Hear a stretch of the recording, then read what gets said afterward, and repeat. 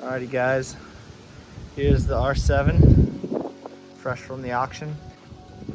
As you can see, it's seen better days. It's pretty filthy.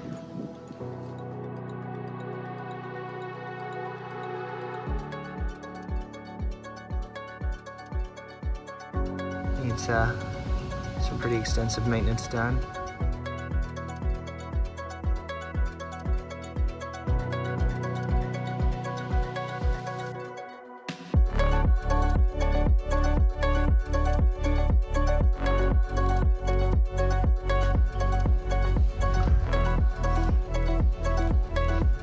There's some scuffs there.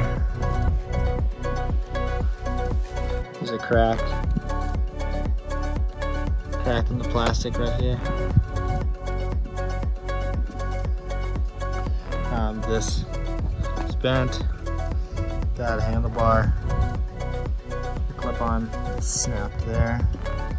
So I got a lot of parts on order already. So stay tuned to see the whole rebuild process.